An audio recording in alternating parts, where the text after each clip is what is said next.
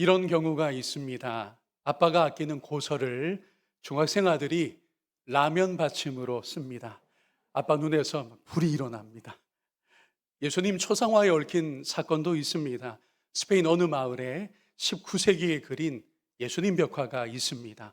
가시관 쓰신 모습을 그렸고, 그래서 작품 제목이 이 사람을 보라입니다. 빌라도가 군중을 향해서 내가 예수에게서 도무지 죄를 찾지 못하겠노라, 그 장면이잖아. 이 사람을 보라. 원래 벽화가 이러했습니다. 보시는 것처럼 아쉽게도 세월과 습기에 손상이 생겼어요. 신문당하시던 예수님 모습 분명히 맞고요. 상하고 있던 저렇게 손상되는 예수님의 초상을 저 마을의 신앙심 좋은 어느 80대 할머니가 안타깝게 여겼습니다. 계속 신경이 쓰이는 거예요. 하지만 이 할머니는 미술품 복원 기술을 전혀 배운 적이 없습니다. 그래서 아마추어 화가입니다. 마음은 계속 앞섭니다. 붓을 들고 말았습니다. 덧칠을 시작한 거예요. 망치지 않았을까요? 어떻게 되었을까요? 우려가 현실이 되고 말았습니다. 예수님의 형상을 심각하게 변형하게 된 거예요. 거의 우스꽝스러운 지경이 되고 말았습니다. 그런데 반전이 뒤따랐어요. 이 사건이 미술계를 거쳐 전 세계에 알려지면서 유명세를 탄 겁니다. 수많은 관광객이 그 망가진 그림을 보기 위해 찾아왔고, 조용했던 이 마을은 입장료와 관광 수입으로 큰 이득을 챙겼습니다. 저는 좀 씁쓸한 생각이 들어요. 그림의 주인공이신 예수님에게는 별 관심 없이 호기심 어린 발걸음들이 그렇게 이어졌다는 이야기니까요. 오늘 우리는 예수님에 대하여 어떠합니까? 예수님 그분이 목적이신 거 맞습니까? 그분을 충분히 알아들이고 있습니까? 그분의 말씀의 값어치를 우리가 제대로 만나고 있느냐라는 겁니다. 그렇지 않고 예수님을 내가 믿고 싶은 대로, 내가 아는 대로 혹시 덧칠하고 있는 건 아닌가요? 예수님이 익숙하고 당연해서 어느새 라면 받침처럼 되신 것은 아닌지 모르겠습니다. 여러분, 예수님이 커 보여야 합니다. 그분이 익숙해서는 안 돼요. 날마다 새롭게 보여야 합니다. 그분의 말씀이 깊어 보여야 합니다. 이 시간에 주어진 예수님의 비유 말씀에 대해서도 그렇습니다. 흔히 두 아들의 비유라고 불리는 말씀이지요. 아쉽게도 이 말씀이 종종 도덕 교훈처럼 취급되고 말아요. 맏아들이 예스 해놓고서 실행을 안 했는데 우린 하나님 앞에서 그러지 맙시다. 여러분, 이건 도덕 교훈으로 가는 길입니다. 말씀을 축소하는 거예요. 라면 받침으로 쓰는 겁니다. 또는 쉽게 덧칠하는 것에 지나질 않습니다. 그래서 이 비유 말씀이 얼마나 큰 차원의 말씀인지를, 말씀을 주신 예수님이 얼마나 진지하게 이 짧은 말씀이지만 설교하셨는지를 이제 만나보겠습니다. 비유 속의 아버지는 포도원을 소유하고 돌봅니다.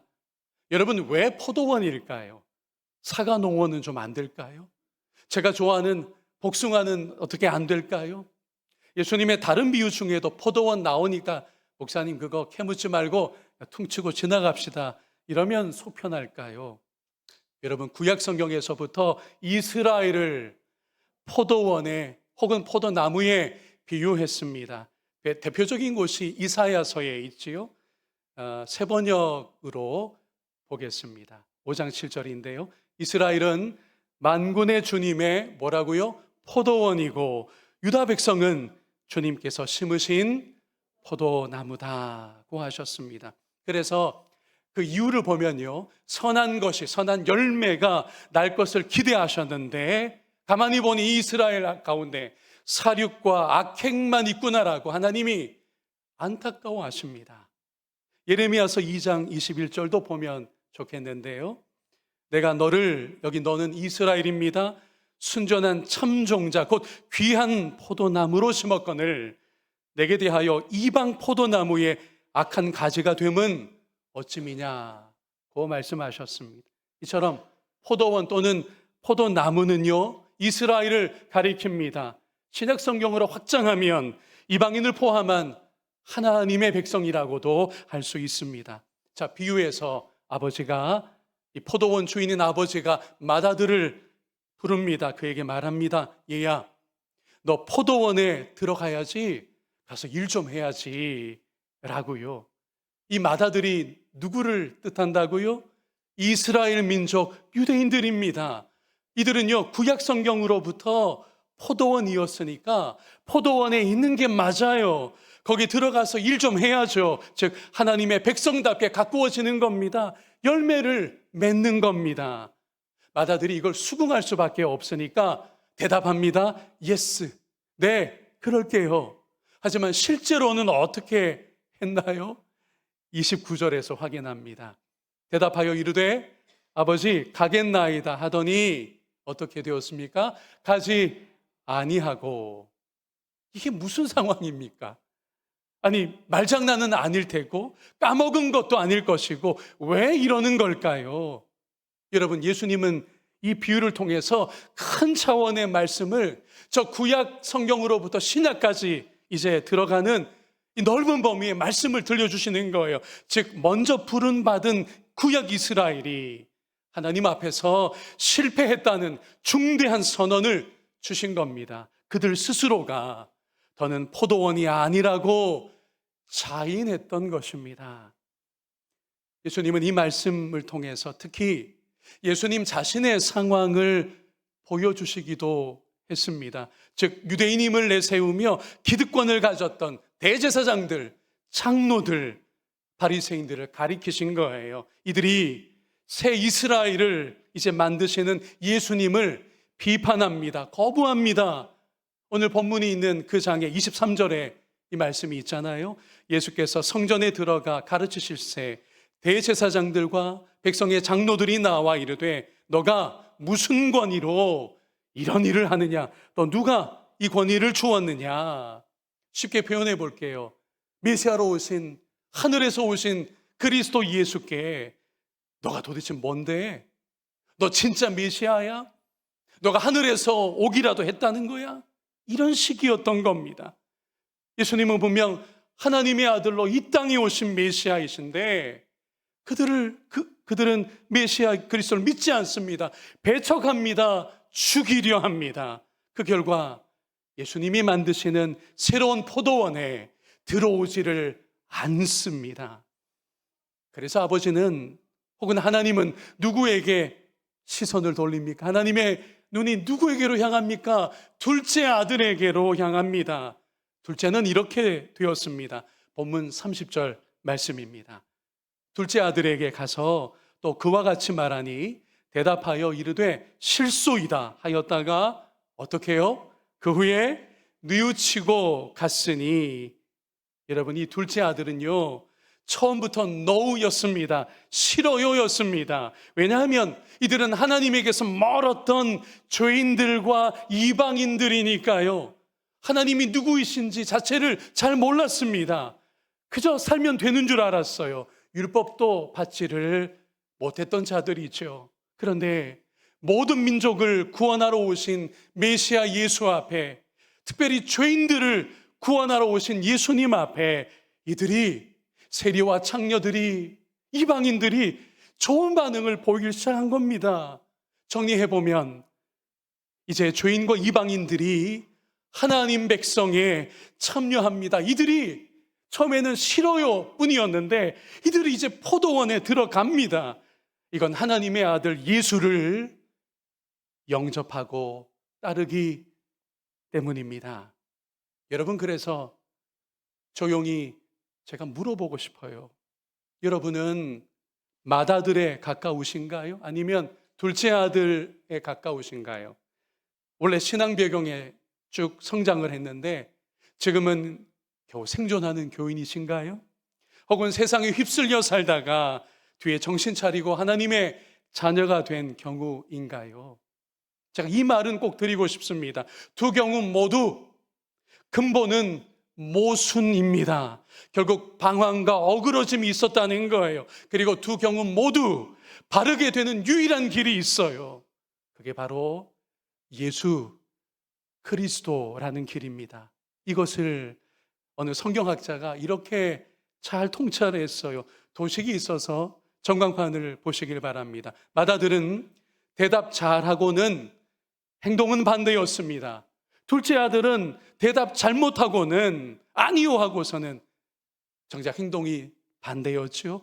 그래도 둘째가 잘했다고요? 그렇기는 합니다만 중요한 건 이거예요. 둘 다 근본적으로는 모순입니다. 어긋남이에요. 노란색 표시처럼 X표인 겁니다. 그런데 여러분, X 표시에 진면목이 있어요. 이걸 유럽의 신학자들 중에 주목하곤 합니다. 저게 계산기가 당장 떠오른 우리에게는 곱하기 표시로 보이죠. 유럽의 신학자들은 저거를 가리켜서 십자가 표식이라고 불러요. 조금만 이렇게 세우면 십자가인 겁니다. 그러니 예수님의 십자가 죽음이 우리의 근본적인 어그러짐을 치유하시는 줄로 믿습니다. 자, 그렇다면 저를 따라서 여러분 시인하실 수 있을까요? 이렇게요. 예수님이 소망입니다. 예수님이 목적입니다. 마지막은 제가 할게요. 예수님으로 충분한 것입니다. 그럼에도 저는 의구심이 있습니다. 우리 교회 성도님들이 정말 예수라는 본질을 알고 있는가? 예수라는 본질 가운데 신앙생활 해 오신 것인가? 우리 교회는 정말 예수가 목적인가? 라고 하는, 제가 5년 동안 이 교회를 목양하면서 여전히 물음표가 있습니다. 예수님이라는 본질이요, 우리를 깨우치는 게 있어요. 당장 이겁니다. 예수님은 우리의 예배 행위보다, 우리의 기도보다 앞섭니다. 그분이 훨씬 크십니다. 교회 다니는 사람들 사이에 번지수 틀린 질문이 있어요. 여러 가지지만 대표적으로 이겁니다. 예배를 몇 번 드립니까? 기도를 얼마나 합니까? 이 질문이 바뀌어야 합니다. 이렇게 해요. 당신에게 예수님이 있습니까? 저의 목양의 관심은 궁극적으로 이것밖에 없어요. 교회를 향한 저의 마음은 이것밖에 없습니다. 이 교회에 예배에 나온 여러분에게 저에게 목양적인 가장 중요한 관심이 있다면 바로 이거예요. 우리 장로님들에게 예수님이 있습니까? 우리 권사님들에게 예수님이 있냐고요? 우리 집사님들에게 예수님이 있습니까? 자기 안에 예수님이 제대로 없어도 예배를 잘 드릴 수 있어요. 몸에 익은 습관적인 예배들이죠. 어떤 분들은 예수님이 목적이 아닌 기도를 많은 시간을 들여서 해오고 있습니다.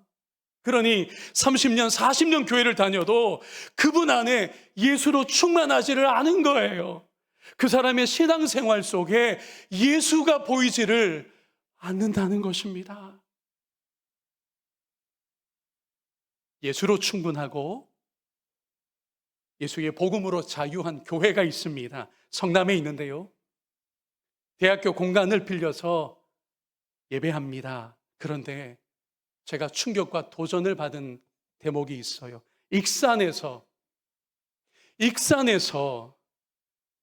매주일마다 성남으로 그 공동체 예배에 참석하는 분이 있습니다. 주일 예배 한 번이 그렇게도 기다려진답니다. 익산의 그분은요, 토요일이면 다음날 주일 예배가 설렌다고 합니다. 우리는 어떻습니까? 여러분, 설레는 마음으로 주일 예배에 오십니까? 우리 안에 예수로 인한 설렘이 있냐는 거예요. 성남에 있는 그 교회는 예수로 충분한 교회입니다. 왜 익산에서 매주일 성남까지 예배에 참석하러 가느냐고요? 가보니 예수의 복음 외에는 어떤 관습도 율법주의도 없더라는 거예요. 그런 교회야말로 내가 평생을 찾았는데 드디어 여기입니다라고 하며 전라북도에서 경기도 성남까지 예배드리러 가는 분이 있다는 겁니다. 그 교회가 이름이 뭐냐고요? 궁금하시죠? 개인적으로 오시면 제가 알려드릴게요. 네, 진짜로 알려드릴게요. 그 목사님의 설교를 들어보셔야 돼요. 왜 다른 교회 홍보를 하냐고요? 우리 교회가 예수라는 본질로 가야 되는 이 길밖에 없습니다라는 걸 제가 주장하고 싶어서 그렇습니다. 마지막으로 또 중요한 것은 예수님이 교회보다 앞서신다는 사실입니다. 그러니 여러분, 교회가 아니라 예수께 충성하는 겁니다. 우리는요, 교회교가 아니에요. 우리는 어디 신자입니까? 똑똑히 보십시오. 우리는 예수교 신자입니다. 안타깝게도 오늘 한국 교회가 이렇게 되었어요. 어떤 교회들은 예수님보다 이미 앞질러 가고 있어요. 어떤 교회는 예수님 없이도 돌아갑니다. 어떤 교회는 예수님을 제쳐놓고 그 교회 이름으로, 교회 브랜드로 가고도 있어요. 이걸 마음에 두셔야 합니다. 이 땅의 교회는 쇠퇴합니다. 손가락질도 받습니다. 하지만 예수 그리스도는 언제나 영광 중에 계십니다. 이 땅의 교회는 현실적으로 문을 닫기도 합니다. 그러나 예수 그리스도는 영원하십니다. 예수님이 직접 성전의 문을 닫으셨잖아요. 너희가 이 성전을 헐어버려라 말씀하셨고, 주 70년에 성전이 무너졌습니다. 성전 시대가 완전히 막을 내렸어요. 그래서 교회의 시대가 온 거라고요. 예수님이 성령으로 예루살렘 교회를 흩어버리신 바가 있어요. 베드로가 담임 목사였던 예루살렘 교회를 흩으셨다고요. 사도행전 8장의 내용이잖아요. 이 사울이 바로 변화되어 바울 사도가 됐는데, 사울은 그가 죽임당함을 마땅히 여기더라. 여기 그는 스데반 집사님입니다. 그날에 예루살렘에 있는 교회에 큰 박해가 있어 사도 외에는 다 유대와 사마리아와 모든 땅으로 어떻게 되었습니까? 흩어지니라. 경건한 사람들이 스데반을 장사하고 위하여 크게 울었습니다. 사울이 교회를 잔멸할세 각 집에 들어가 남녀를 끌어다가 옥에 넘기니라. 4절이 가장 중요해요. 함께 읽습니다. 그 흩어진 사람들이 두루 다니며 복음의 말씀을 전할세. 아멘. 본질이 여기 있습니다. 전해지는 것, 드러나는 것은 예수님의 이야기여야 합니다. 복음이어야 합니다. 또한 교회에 우리가 모이는 이유는 흩어지기 위함이에요. 예수의 사람으로서 삶의 자리에 세상 가운데 있기 위함입니다. 예루살렘 교회에서 흩어져 나온 이들이 곳곳에 들어가 사마리아 지역에도, 당시 지중해 세계를 기준으로 땅끝에도 들어가서 예수의 사람, 예수의 증인이 되었잖아요. 그러니 교회를 지키는 게 아닙니다. 예수를 향한 여러분의 믿음을 지키시길 바랍니다. 교회도 우리 자신도 언젠가는 사라집니다. 그러나 예수님의 복음과 그분의 영광은 결코 끝나지 않을 것입니다. 그러니 부디 여러분, 저의 당부입니다. 교회가 실망스러워도 끝까지 예수님을 따르시기를 바랍니다. 교회인 우리가 교회를 망칠 것 같으면 멈춰서서 다만 예수님을 바라볼 수 있기를 바랍니다. 그래서 우리 교회가 속한 교단의 이름이 이러합니다. 우리가 무슨 교 사람들이에요? 무슨 교 믿습니까? 예수교입니다. 예수교 장로회인 겁니다. 저는요, 장로교 목사라고 표현하기를 꺼리는 사람입니다. 왠지 아세요? 제가 만약, 저는 모태신앙 아니에요. 제가 처음 발걸음하게 되었던, 쭉 성장했던 교회가 성결교였다면 지금 저는 성결교 목사가 되어 있을 겁니다.